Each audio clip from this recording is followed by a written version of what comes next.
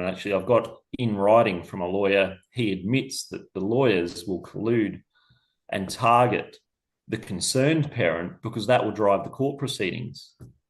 Because that parents, and generally I see it's dads, um, they are going to fight and spend all their money to try and get access. Of course, if they done what was in the best interest of the children, which would be the actual real children, which would be, 50-50, there would be no court system, would there?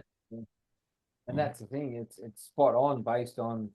I say this all the time to dads that I talk to. It's what's the one thing that anybody could come into your life and take from you to force you to give everything up to get back? Exactly. Yeah. So, Yeah. all right. In your personal experience, do you believe that the family court order is gender driven? And if so, why? We've touched on it briefly, but Yeah, well, it's absolutely gender driven because, of course, if it wasn't, again, they'd have no profit system.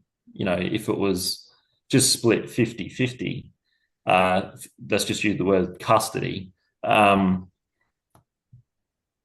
there would be no reason to go to court. You know what I mean? Like well, child it would be support would be based. non-existent too, wouldn't it? Sorry. Child support would be non-existent as well.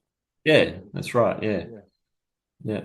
Which again, parental alienation is incentivized because the Mm. less time dad gets, the more money mum's entitled to try to claim Yeah, it and out. it's also been brought to my attention. You can probably go into this a bit more, but the government actually profit from fathers paying child support Which is as well. a So it's an incentive for them, for the state to have the father pay. And so, for example, when I was at trial, I said I'd put in my affidavit that I would just work around raising the children. So I would only go to work, say, from 10 until 2, so I could drop the children off and pick them up.